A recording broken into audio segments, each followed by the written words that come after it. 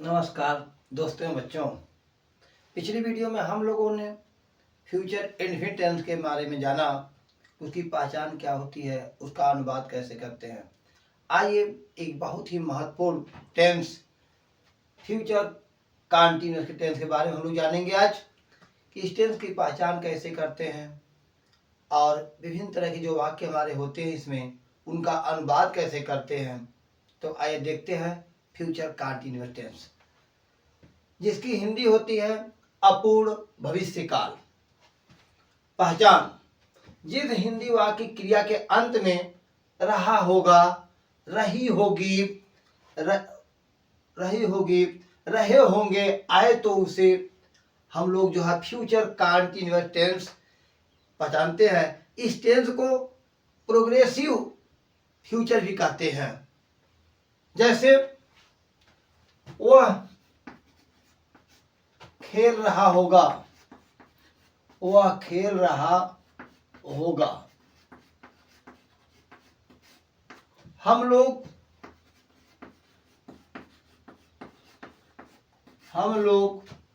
विद्यालय जा रहे होंगे।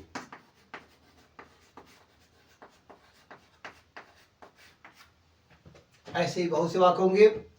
तुम लोग किताब पढ़ रहे होंगे, बच्चे मैदान में खेल रहे होंगे।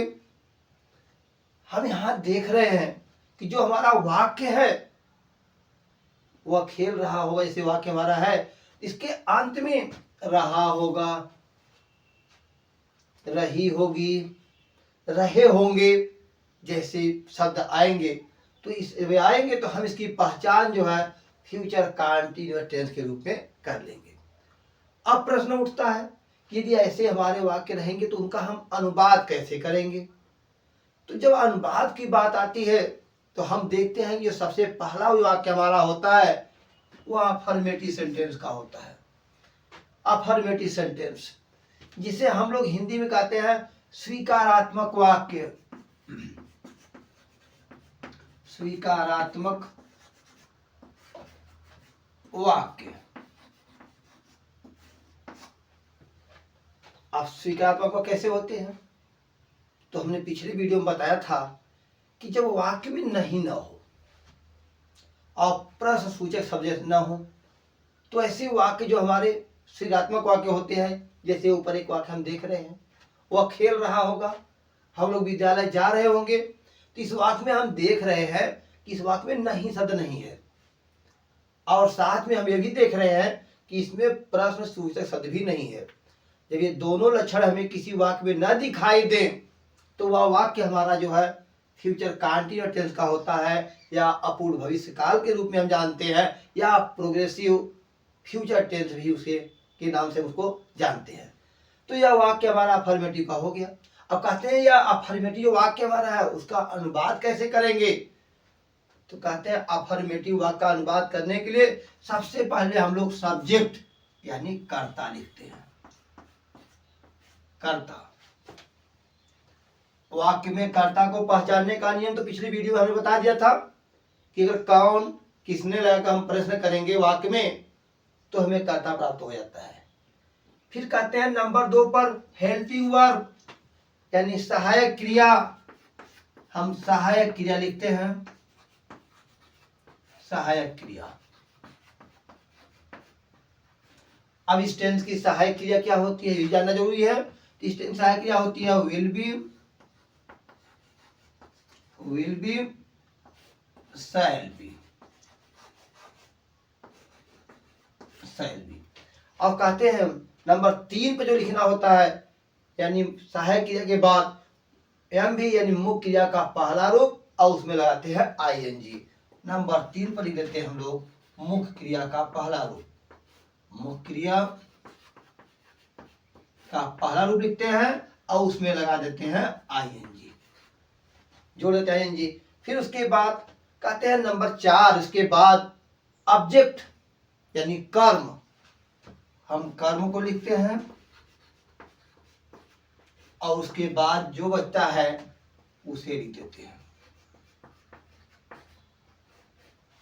अब यहाँ वाक्य में हम देख रहे हैं कि हमारी सहायक क्रिया दो रूपों में दिखाई दे रही है, एक विल भी है और दूसरी शैल भी है। तो हमने पिछली वीडियो में बताया था कि यदि कर्ता हमारा आई और वी है, यदि हमारा कर्ता आई है या तो वी है, तो इनके साथ जो हम लोग शैल का प्रयोग करते हैं, यानी हम शैल भी का लगा देंगे। और इनके अतिरिक्त चाहे कर्ता हमारा एक वचन हो, चाहे बहुवचन हो, वह चाहे थर्ड पर्सन में कोई हो या सेकेंड पर्सन कर्ता हो, हम सबके साथ जो है विल का प्रयोग करते हैं।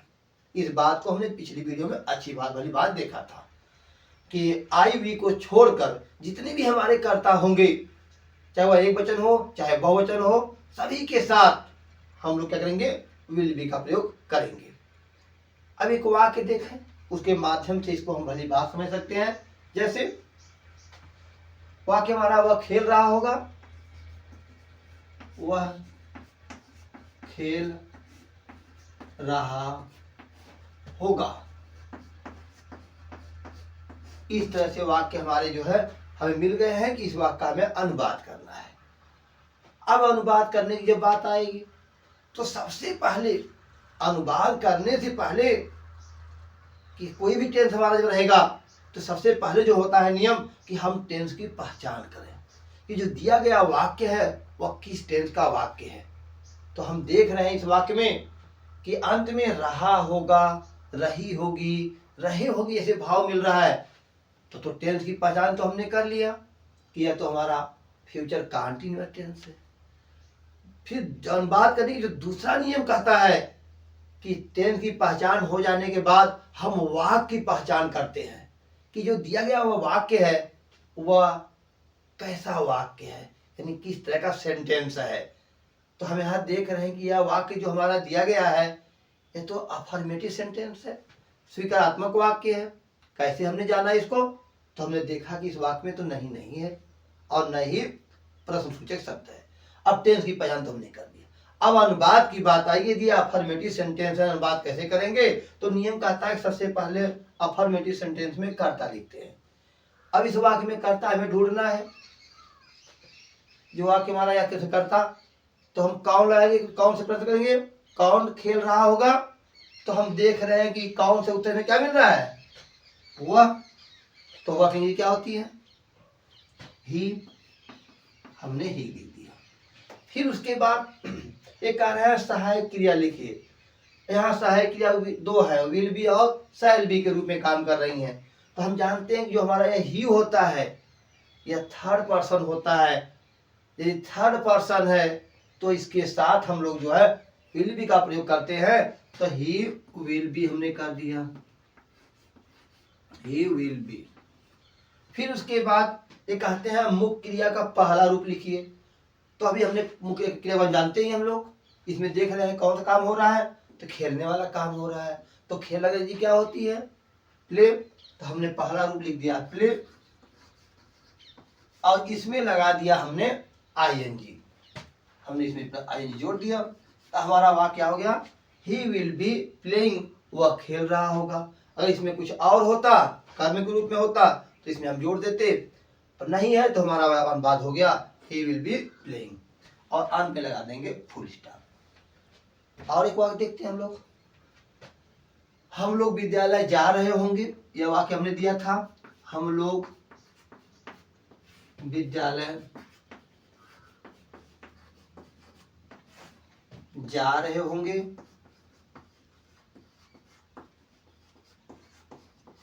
जा रहे होंगे, यह वाक्य हमारा है कि हम लोग विद्यालय जा रहे होंगे। पहचान तो हमने कर लिया। वाक्य भी हम समझ रहे हैं कि इसमें नहीं है और प्रश्नवाचक शब्द नहीं है, तो यह वाक्य हमारा कैसा होगा, अफर्मेटिव होगा। यदि यह वाक्य अफर्मेटिव है तो सबसे पहले हमें कर्ता लिखना है। पूरे वाक्य में हम एक प्रश्न करेंगे क्रिया को देखते हुए, कौन जा रहा होगा या कौन जा रहे होंगे। तो उत्तर मिल रहा है हम लोग। और हम लोग की अंग्रेजी क्या होती है, यदि सबसे पहले कर्ता तो हम लोग की अंग्रेजी क्या होगी, वी हमने लिख दिया। आई और वी के साथ हम किसका प्रयोग करते हैं, विल का या शैल का। तो यहाँ उत्तर मिल रहा है आई और वी के साथ शैल का प्रयोग करते हैं और साथ में बी को जोड़ देते हैं। यहाँ हो गया वी शैल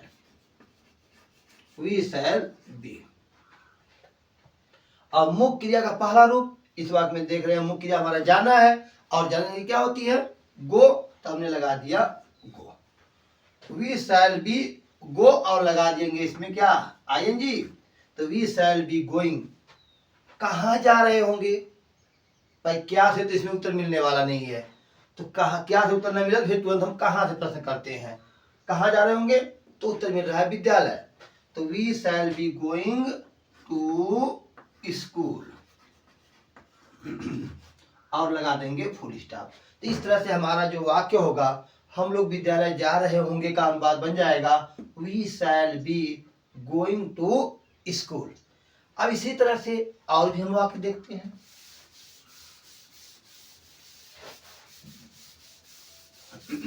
बच्चे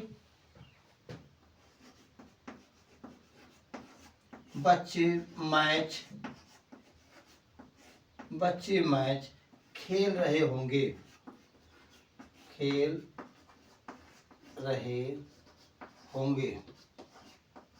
बच्चे मैच खेल रहे होंगे। अब इसका अनुवाद हमें करना है। सबसे पहले कर्ता, कौन मैच खेल रहा होगा, बच्चे, और बच्चे की क्या होती है, चिल्ड्रेन। हमने चिल्ड्रेन कर लिया। फिर चिल्ड्रेन के बाद सहायक क्रिया, ये चिल्ड्रेन जो होता है वो थर्ड पर्सन होता है।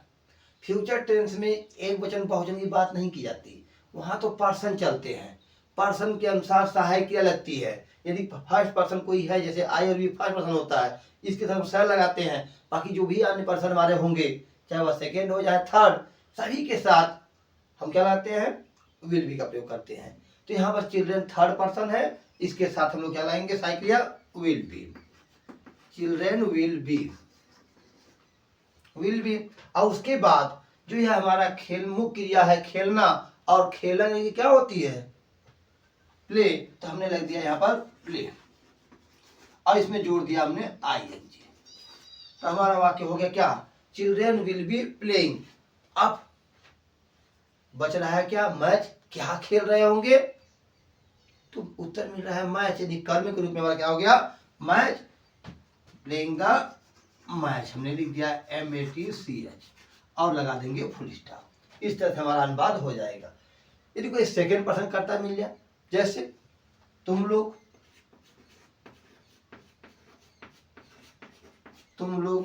किताब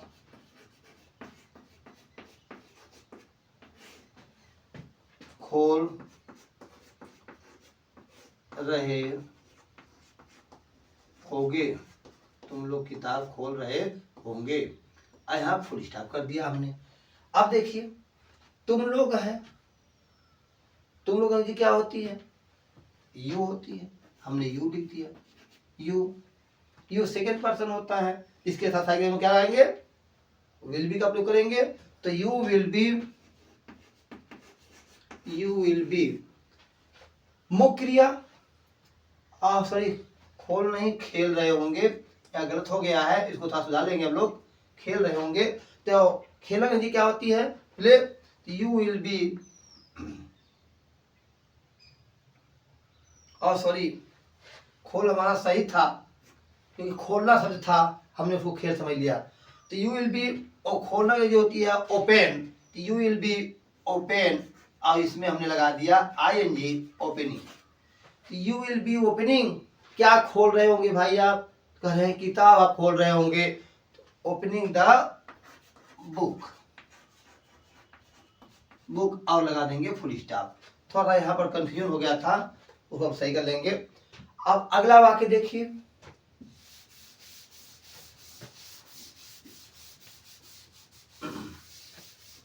एक नाम देखते हैं, जैसे मधु फूल बेच रही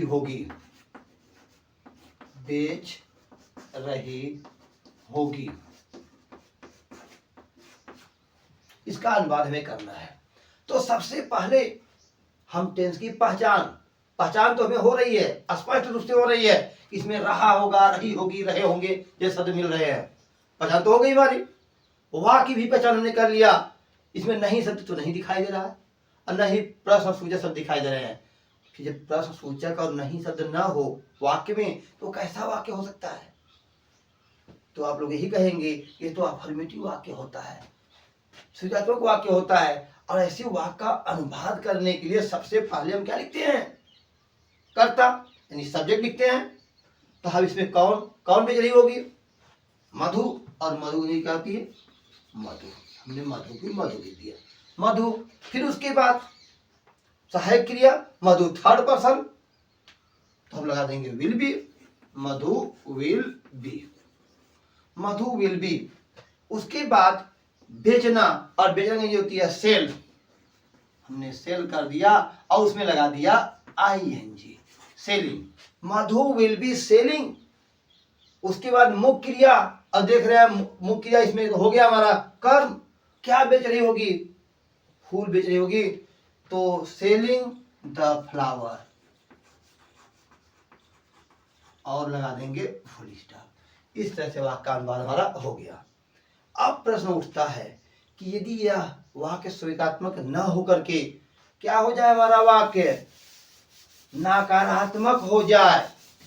यदि वाक्य हमारा यह नकारात्मक हो जाए तो इसका अनुवाद हम कैसे करेंगे? तो कहते हैं यदि वाक्य नकारात्मक हो तो उसका अनुवाद करने के लिए, यानी निगेटिव सेंटेंस का अनुवाद करने के लिए हम लोग क्या करते हैं? निगेटिव सेंटेंस, नकारात्मक वाक्य, नकारात्मक वाक्य। आपने लिख लिया होगा इसको। अब आगे देखिए, यदि वाक्य हमारा नकारात्मक है तो इसका अनुवाद करने के लिए सबसे पहले तो हम कर्ता लिखेंगे, यानी सब्जेक्ट। हमने सब्जेक्ट कर्ता लिख दिया। फिर नंबर 2 पे जो लिखते हैं वो लिखते हैं हेल्पिंग वर्ब। हेल्पिंग वर्ब वाली होती है विल और शैल, और साथ में लगाते हैं बी। तो ये कह रहे हैं कि यदि हमारा वाक्य नकारात्मक हो तो हम विल शैल के बाद, यानी सहायक क्रिया विल शैल के बाद नॉट लिखते हैं। विल या शैल प्लस नॉट, तब उसके बाद हम बी का प्रयोग करते हैं। यह ध्यान रखिएगा आप लोग कि सहायक क्रिया विल शैल के बाद हम नॉट लिख करके बी लिखते हैं। ऐसा नहीं कि will be not shall be not, ऐसा नहीं करना हम लोगों को। विल नॉट बी मुख्य क्रिया का पहला रूप, और लगाएंगे उसमें आईएनजी, यानी यहां पर कर देंगे हम लोग शैल प्लस नॉट, तब उसके बाद लिखेंगे बी प्लस एम भी घाते 1 मुख्य क्रिया पहला रूप प्लस आईएनजी, यानी मुख्य क्रिया का पहला रूप प्लस आईएनजी लगा देंगे और कर्म इत्यादि। यानी हमें इस वाक्य में यदि वाक्य निगेटिव है तो सिर्फ इतना सीखना है, जानना है कि सहायक क्रिया विल और शैल के बाद नॉट लगा करके हम बी लिखेंगे, फिर उसके बाद मुख्य क्रिया का पहला रूप और उसमें लगाएंगे आईएनजी। इतना तो समझ गए होंगे। पक्षी दिन तो ऐसे ही बना रहेगा, आई वी के साथ हम शैल का प्रयोग करते हैं और अन्य के साथ जो है विल का प्रयोग करते हैं। जैसे तुम लोग पत्र नहीं ला रहे होंगे।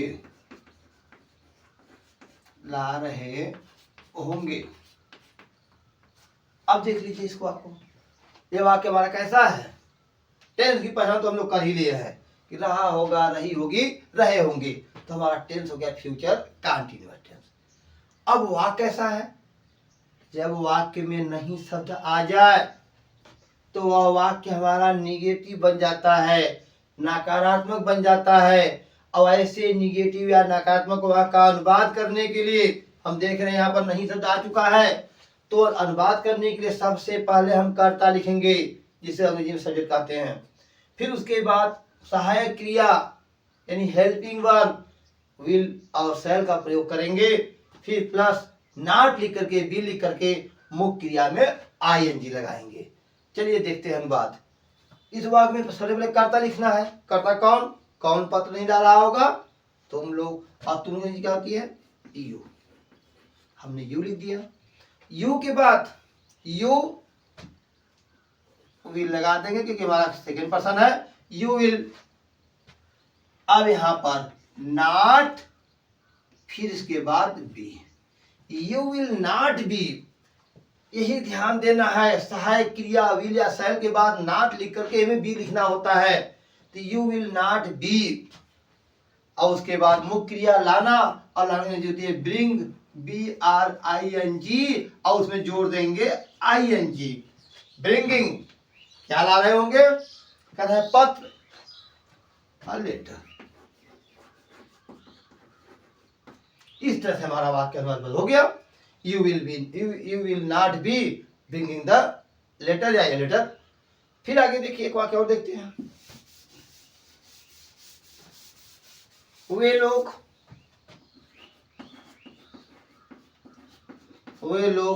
शहर में नहीं घूम रहे होंगे।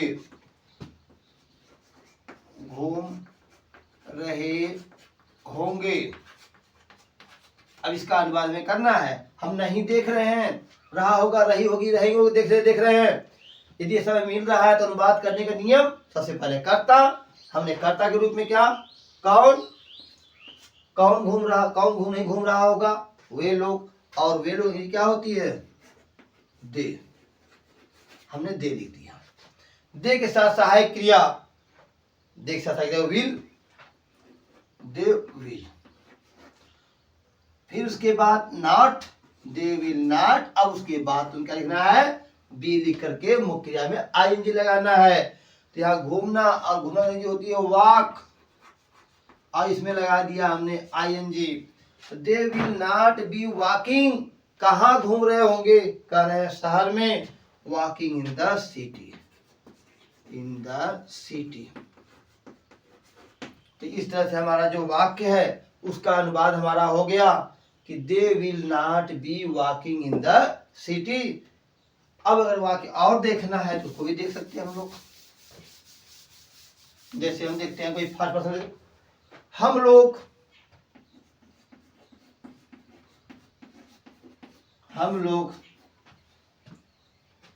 किताब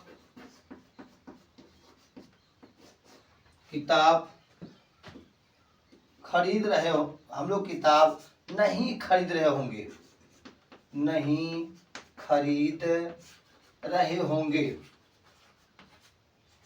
चलिए होंगे हो गया हमारा। अब इसका अनुवाद हमें करना है। अब इस वाक्य का अनुवाद करने के लिए तो हम समझ ही रहे हैं, निगेटिव को समझते हुए सबसे पहले हम कर्ता लिखेंगे। कर्ता हमारा क्या है इसमें, हम लोग है। कौन किताब खरीद रहा होगा, हम लोग। कौन किताब नहीं खरीद रहेगा, हम लोग। यानी क्रिया में कौन लगाने से जो उत्तर मिलता है वही हमारा कर्ता। तो हमने कर्ता को तो लिख लिया, कर्ता वी। फिर इसके बाद कर्ता के अनुसार सहायक क्रिया, अभी बताया गया सहायक क्रिया जो हमारी होती है, यदि कोई फर्स्ट पर्सन आ जाए, यहाँ पर जो वी है वह फर्स्ट पर्सन है, आई वी फर्स्ट पर्सन होते हैं। तो आई और वी के साथ हम क्या लाते हैं, शैल का प्रयोग करते हैं। तो यहाँ पर हम क्या लाएंगे, शैल, वी शैल। के बाद हम लिखेंगे नॉट, तब लिखेंगे बी। तो वी शैल नॉट बी, ये हमारा हो गया, वी शैल नॉट बी। अब उसके बाद मुख्य क्रिया का पहला रूप देख रहे हैं, खरीदना मुख्य क्रिया है, और खरीदना ये होती है बाई, BUY, और इसमें जोड़ देंगे ING, तो बाई। फिर उसके बाद मुख्य क्रिया के बाद कर्म, इसमें देख रहे हैं कर्म कैसे जानेंगे हम लोग, इस वाक्य में कर्म हम कैसे पहचानेंगे। तो हम जानते हैं कि जब किसी वाक्य में क्या या किसको लगाकर हम प्रश्न करते हैं तो जो हमें उत्तर मिलता है वो हमारा क्या होता है, कर्म होता है। इसमें प्रश्न कैसे करेंगे हम लोग क्या खरीद रहे होंगे, तो उत्तर मिल रहा है किताब। तो ये किताब हमारा क्या हो गया, कर्म। तो कह रहे हैं मुख्य क्रिया के बाद कर्म लिखना है, तो बाइंग द बुक हमने कर दिया, ये हमारा कर्म हो गया बुक, और अंत में लगा देंगे फुल स्टॉप। इस तरह से जो वाक्य हमारे निगेटिव सेंटेंस के होते हैं हम उसको अनुवाद करने के लिए सहायक क्रिया के बाद नॉट लिख करके बी को लिख देते हैं। वैसे तो कोई भी टेंस हो, चाहे वह फ्यूचर की बात हो, चाहे पास्ट की बात हो, चाहे प्रेजेंट की बात हो, कोई भी टेंस हो, यदि वाक्य निगेटिव में होता है तो हम जो टेंस हमारा होता है, जिस टेंस का हमारा वाक्य होता है, उस टेंस के वाक्य को लिखने के लिए, अनुवाद करने के लिए हम लोग उसी टेंस की सहायक क्रिया लिख देते हैं और सहायक के बाद नॉट लगा देते हैं। कोई भी टेंस हो, उस टेंस की सहायक लिख करके जब हम नॉट लगा दें तो वह वाक्य हमारा निगेटिव हो जाएगा उस टेंस का।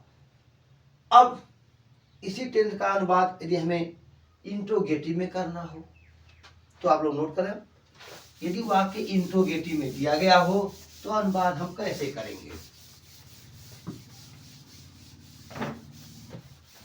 यहां लिख लीजिए आप लोग, interrogative sentence, INTERROGATIVE, interrogative sentence. इसे कहते हैं प्रश्नवाचक वाक्य। प्रश्नवाचक वाक्य। अब यदि वाक्य हमारा प्रश्नवाचक हो तो प्रश्नवाचक वाक्य जब जब बात आती है तब तब हमारे अंदर एक क्वेश्चन उठता है कि ये प्रश्नवाचक की बात कर रहे हैं तो किस तरह का प्रश्नवाचक है। ए टाइप यानी जो वाक्य से प्रारंभ होते हैं, बी टाइप जो बीच में आते हैं, तो ये किस तरह के वाक्य की बात की जा रही है।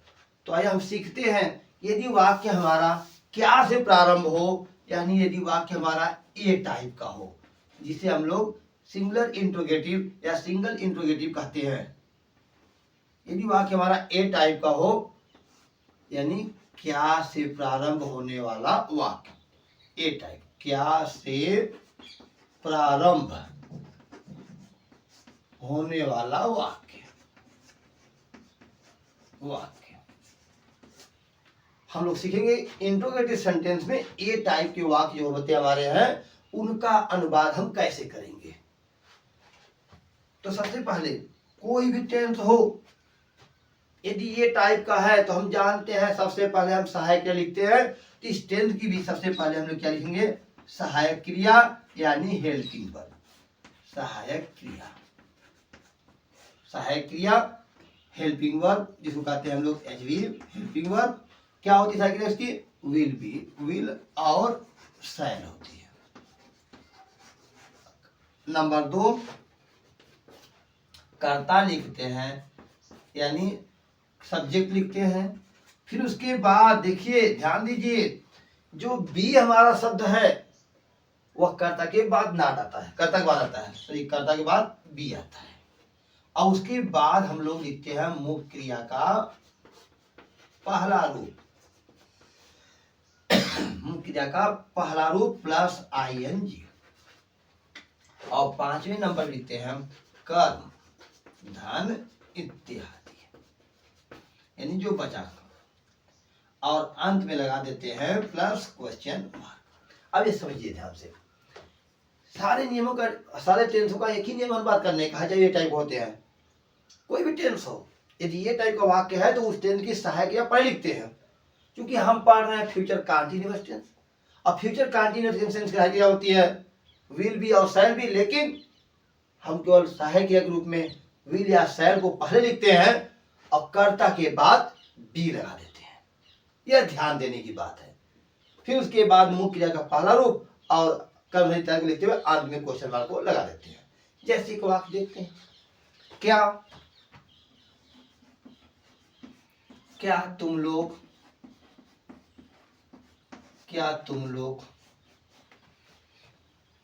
तुम लोग बाजार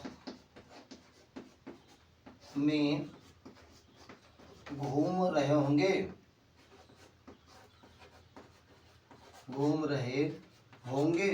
हिंदी वाक्य में भी अंत में क्वेश्चन मार्क लगा देंगे। अब देखिए, हम देख रहे हैं इस वाक्य में कि जो वाक्य हमारा है रहा होगा, रही होगी, क्रिया में तो लगा हुआ है, टेंस की पहचान हो गई। अब कैसा वाक्य है, यदि वाक्य क्या से प्रारंभ हो तो अनुवाद करने के लिए सबसे पहले हम क्या करते हैं, सहायक क्रिया लिखते हैं कर्ता को देख करके। इस वाक्य में कर्ता कौन कौन घूम रहा होगा? तुम लोग। जब तुम लोग हमारा कर्ता है तो इसके अनुसार सहायिका क्या लगेगी? विल लगावे या शैल।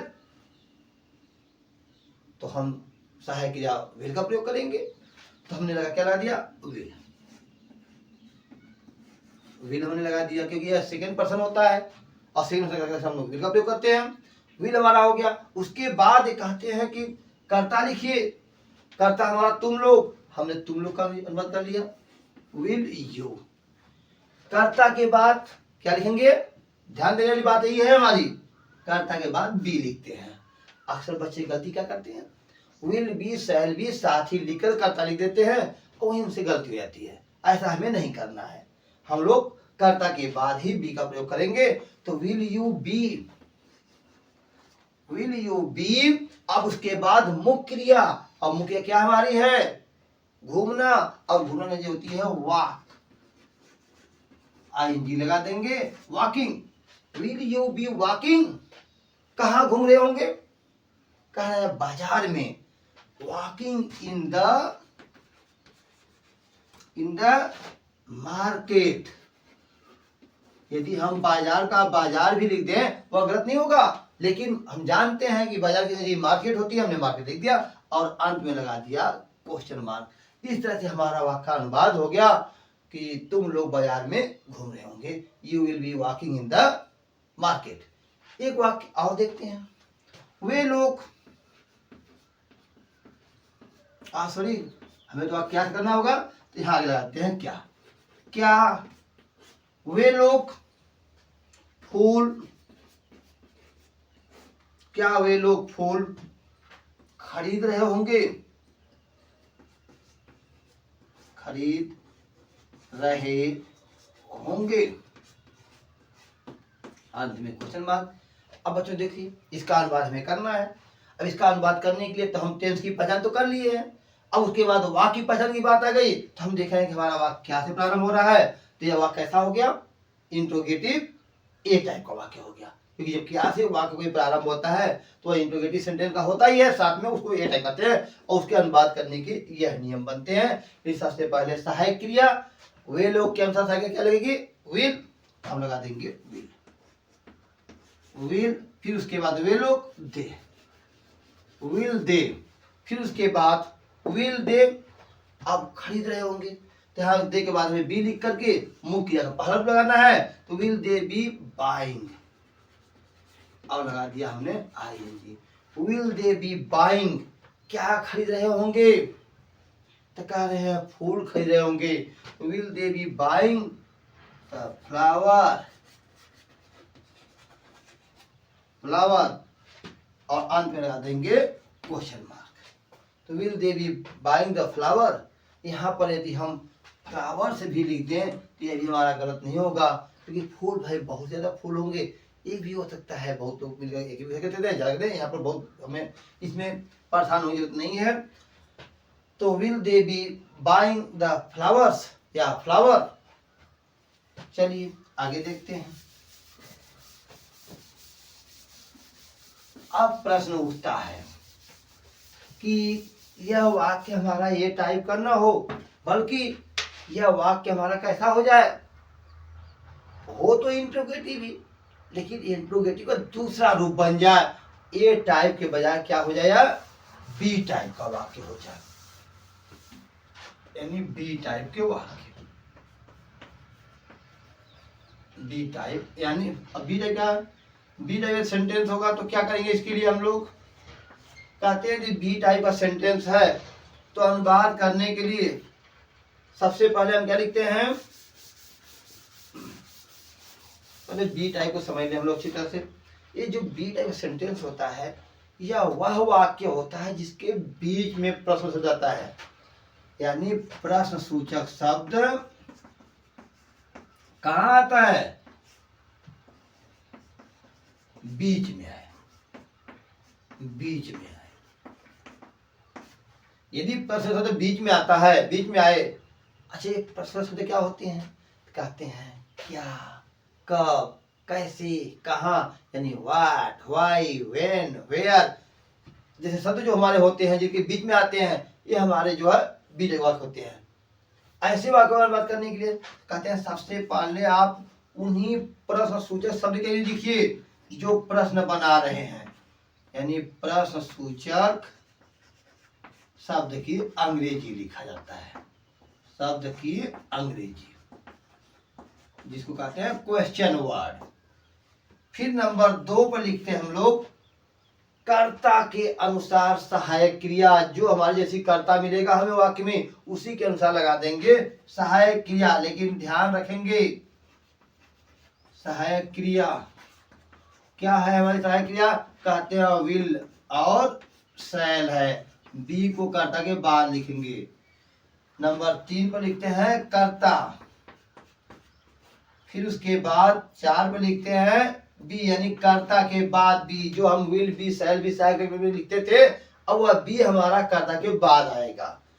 और नंबर 5 पर लिखेंगे मुख्य क्रिया का मुख्य क्रिया, कौन सा रूप लिखते हैं इसमें, पहला रूप और प्लस लगाते हैं आईएनजी। कोई भी कंटीन्यूअस टेंस से लगा हुआ शब्द वाक्य होगा उसमें हम जो है पहला रूप लिखकर आईएनजी लगाते हैं। फिर उसके बाद 6ठा पर लिखते हैं कर्म, यानी कर्म प्लस इत्यादि लिख देते हैं और उसके बाद क्वेश्चन मार्क लगाना नहीं भूलते। तो यदि हमारा बी टाइप का वाक्य होगा तो यह नियम हमारा अनुवाद करने का होगा। सबसे पहले प्रश्न सूचक नहीं लिखेंगे, एक वाक्य देखते हुए इसको देखते हैं। जैसे एक वाक्य है मैं अपनी किताब, देखो मैं अपनी की बात में कई बार किया हूं, मैं अपनी किताब क्यों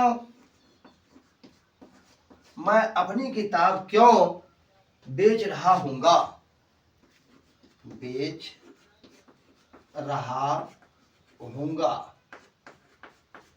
अब क्वेश्चन मार्क।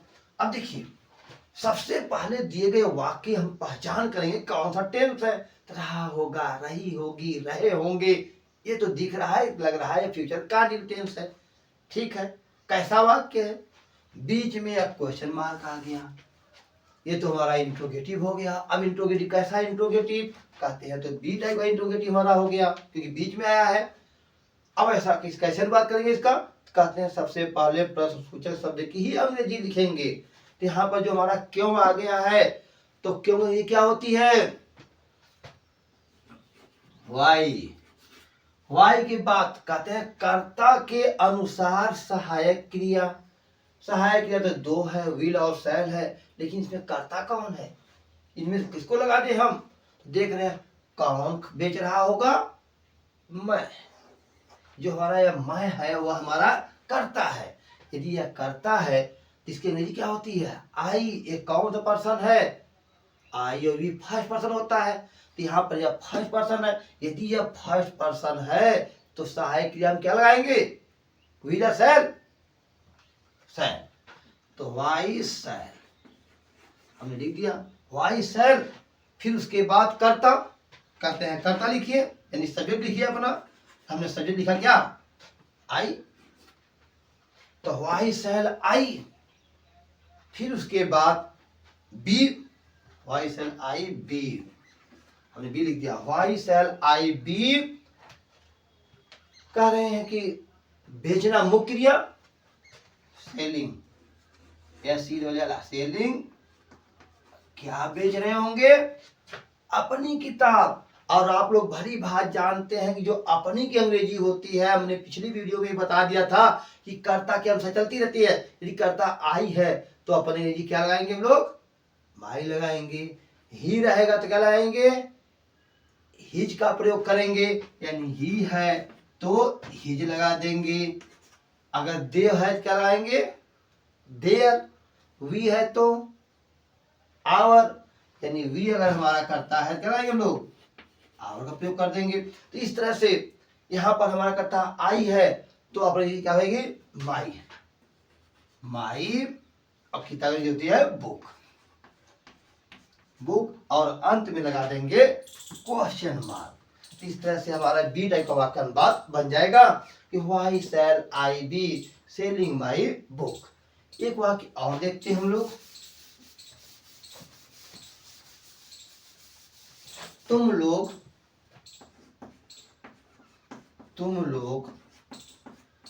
अपने गांव में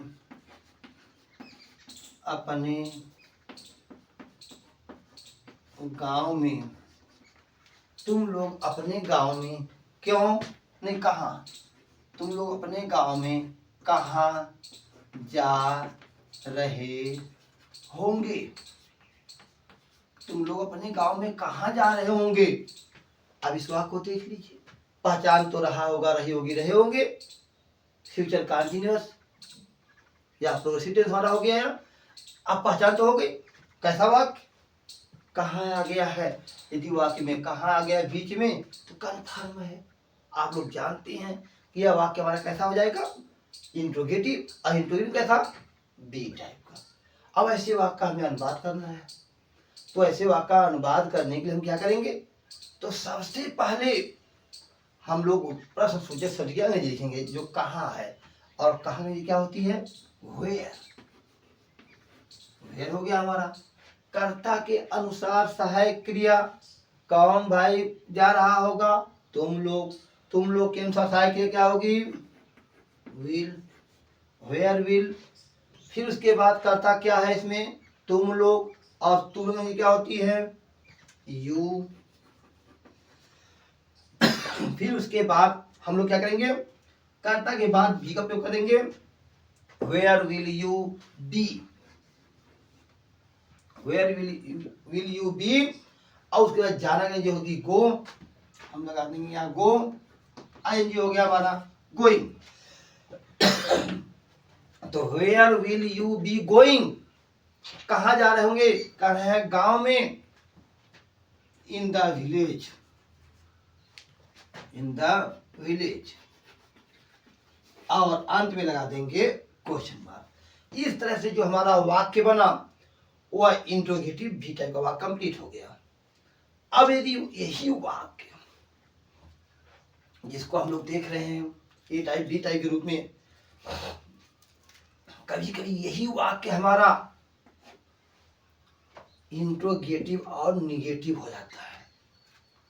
आप लोग समझ रहे होंगे कि जब निगेटिव शब्द जहां जुड़ जाता है वहां नहीं ऑटोमेटिक आ जाता है, क्योंकि निगेटिव का मतलब तो नहीं होता है, नकारात्मक भाव होता है। तो यदि वाक्य यही हमारा नकारात्मक हो जाए, यानी इंट्रोगेटिव एंड निगेटिव हो जाए, बात समझिए ध्यान से, यदि यही वाक्य हमारा क्या हो जाए, इंट्रोगेटिव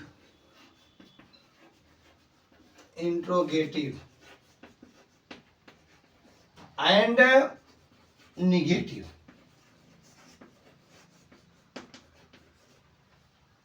इसका मतलब हिंदी क्या होती है, प्रश्नवाचक। या सेंटेंस लिख लीजिएगा आप लोग, प्रश्नवाचक और नकारात्मक वाक्य, प्रश्नवाचक और नकारात्मक वाक्य।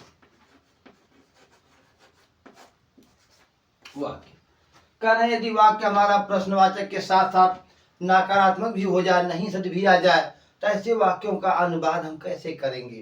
तो कह रहे हैं इसके लिए हमें परेशान नहीं होना है, हम तो जानते ही हैं कि यदि वाक्य इंट्रोगेटिव और निगेटिव होता है तो हम कुछ नहीं करते, हमारा ए टाइप और बी टाइप जैसे वाक्य होते हैं वही नियम अपनाते हैं, सेम यही नियम होता है हमारा।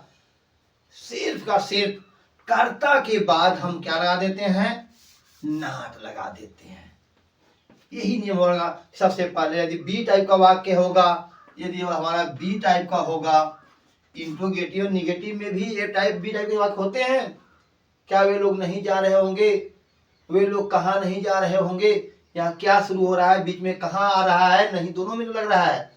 तो यदि वाक्य हमारा बी टाइप का होगा तो कहते हैं अनुवाद करने के लिए हम लोग कर्ता के बाद नाट लगा देंगे। यदि हमारा वाक्य ए टाइप का होगा, यानी जहां हम लोग सहायक क्रिया पहले लिखते थे, उस वाक्य में भी हम कर्ता के बाद नाट लगा देंगे। और बाकी शेष नियम हमारे जो आप देख रहे हैं इसी तरह के होते हैं। यानी यहाँ हम क्या करेंगे, जो सहायक क्रिया पहले हमारी है वह बी टाइप ए टाइप के वाक्य में सहायक क्रिया कर्ता नॉट, फिर उसके बाद बी का प्रयोग करेंगे, बी का प्रयोग करेंगे। और ए बी टाइप वाक्य है तब तो सबसे पहले प्रश्न सूचक की अंग्रेजी, फिर सहायक क्रिया विल या शैल, फिर उसके बाद कर्ता, इसी कर्ता के बाद हम नॉट का प्रयोग कर देते हैं। सिर्फ मैं इसी टेंस की बात नहीं कर रहा हूं, कोई भी टेंस हमारा हो, चाहे वह प्रेजेंट का कोई रूप हो, चाहे पार्ट कोई रूप हो या फ्यूचर कोई रूप हो, यदि वाक्य में प्रश्नवाचक के साथ साथ नहीं शब्द भी आया है तो हम लोग कर्ता के बाद नॉट का प्रयोग करते हैं। जैसे एक वाक्य देखिए तो पहले हम क्या से देखते हैं, क्या वे लोग फूल देख रहे होंगे, नहीं देख रहे होंगे, नहीं देख रहे होंगे, यह वाक्य हमारा है। क्या वे लोग फूल नहीं देख रहे होंगे, और क्वेश्चन मार्क। अब इसका अनुवाद हमें करना है तो सबसे पहले हम क्या करेंगे, इस वाक्य में सबसे पहले हम सहायक क्रिया लिखेंगे, क्योंकि हमारा क्या प्रॉब्लम हो रहा है, तो हमने कर्ता के अनुसार यहाँ हमारा विल करता है तो हमने विल का प्रयोग कर दिया। विल के बाद कर्ता दे। अब ये कह रहे हैं कि यदि वाक्य में नहीं शब्द आया हो और प्रश्नवाचक भी हो तो कर्ता के बाद नॉट लगाना है। तो विल दे नॉट और उसके बाद बी, फिर मुख्य क्रिया का पहला रूप हमारा देखना मुख्य क्रिया है, हमने सी लिख दिया, सी और लगा देंगे आई, सीइंग हो जाएगा। Will they not be seeing, क्या नहीं देख रहे भाई, फूल, सीइंग द फ्लावर, और अंत में लगा देंगे क्वेश्चन मार्क। तो आप लोग देख रहे हैं यदि वाक्य हमारा ए टाइप है तब भी हम वही सहायक क्रिया कर्ता के बाद नॉट लगा दिए, जैसे मैं कर्ता मिला तो उन्होंने नॉट लगाया, बी का प्रयोग बाद भी कर लिया। अब प्रश्न उठता है यदि वाक्य में बी टाइप का हो गया तो हम इस नियम का प्रयोग कर लेते हैं।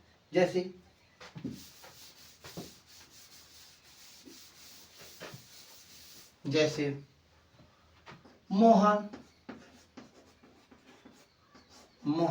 विद्यालय में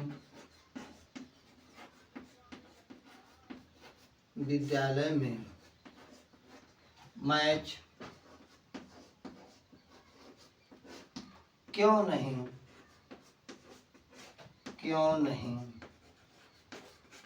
खेल रहा होगा, क्यों नहीं खेल रहा होगा, यह क्वेश्चन मार्क लग गया हमारा।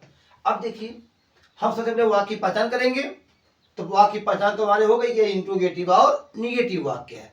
टेंस भी पहचान लिया हमने कि रहा होगा, रही होगी, रहे होंगे। यह बी टाइप का वाक्य है, निगेटिव भी साथ में है। सबसे पहले प्रश्न सूचक शब्द की अंग्रेजी, तो हमने लिखा यहाँ देखा ये जो क्यों शब्द आ गया है वो हमारा प्रश्न सूचक शब्द है, और उसकी अंग्रेजी क्या होती है, तो वाई आपने लिखा, वाई लगा दिया आपने। फिर उसके बाद कर्ता के अनुसार सहायक क्रिया, इस वाक्य में कर्ता मोहन, और मोहन सहायक क्या होती है, विल, हमने विल लगा दिया, थर्ड पर्सन करता है। फिर उसके बाद मोहन, कर्ता हमने लिख दिया। जैसे ही हमने कर्ता लिखा उसके तुरंत बाद बी का प्रयोग करना है, तो वाई विल मोहन बी हो गया हमारा। उसके बाद मुख्य क्रिया का पहला रूप, इस वाक्य में मुख्य क्रिया खेलना, और खेलने की क्या होती है, प्ले, हमने लगा दिया प्ले, और इसमें लगा दिया हमने आईएनजी, हो गया हमारा प्लेइंग। तो why will Mohan be playing, sorry अब नॉट उठता है, यह नहीं शब्द भी आया है तो का यही कर्ता के बाद हमें क्या लगाना था, नॉट। जब भी हमें वाक्य में नहीं शब्द आता है तो हम कर्ता के बाद नॉट लगा देते हैं, तो यहाँ हमने नॉट जोड़ दिया। तो why will Mohan not be playing, कहाँ खेल रहा होगा, तो कह रहे हैं विद्यालय में। प्लेइंग क्या खेल रहा होगा, मैच, प्लेइंग द मैच, कहाँ, इन द स्कूल। और अंत में लगा देंगे क्वेश्चन मार्क। इस तरह से हमारा अनुवाद हो गया। Why will Mohan not be playing the match in the school. और भी यदि वाक्य हमें इसी तरह से मिल जाए तो उनका अनुवाद हम आसानी से कर लेंगे। जैसे कुछ वाक्य और मैं दे रहा हूं आप लोगों को, और आप लोग उसको करें और समझें। जैसे वे लोग शहर में कब नहीं जा रहे होंगे।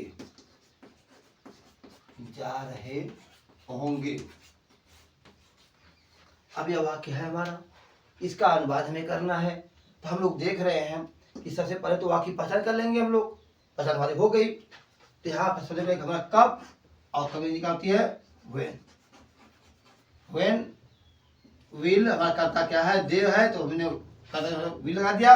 व्हेन विल दे नॉट, अब हमने लिखा be. When will they not be, अब जाना ये हो गई गो, अब लगा दिया हमने आईएनजी, गोइंग कहाँ, इन द सिटी, और अंत में लगा देंगे क्वेश्चन मार्क। तो आप लोग इस टेंस को तो आप समझ गए होंगे। तो मैं कुछ वाक्य आप लोगों को दे रहा हूं जिसका अनुवाद आप लोग करेंगे और अपने ज्ञान को परखेंगे। आइए देखते हैं कुछ वाक्य।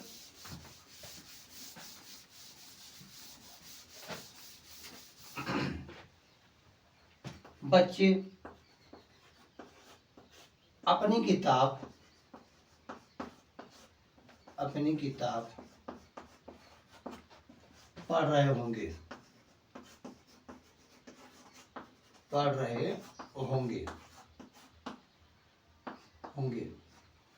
दूसरा वाक्य हमारा है वे लोग शहर में क्या कर रहे होंगे। तीसरा वाक्य हमारा है चंद्रमा आकाश में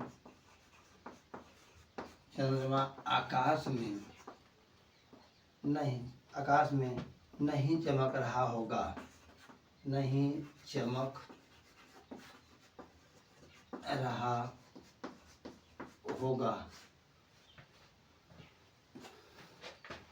चौथा वाक्य लिख लीजिए, क्या वे लोग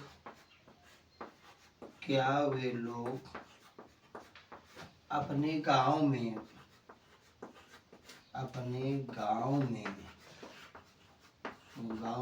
कबड्डी मैच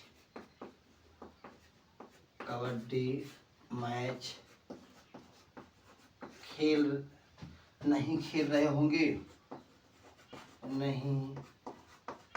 खेल रहे होंगे। तीन वाक्यों का आप लोग अनुवाद करके अपने ज्ञान को परखें।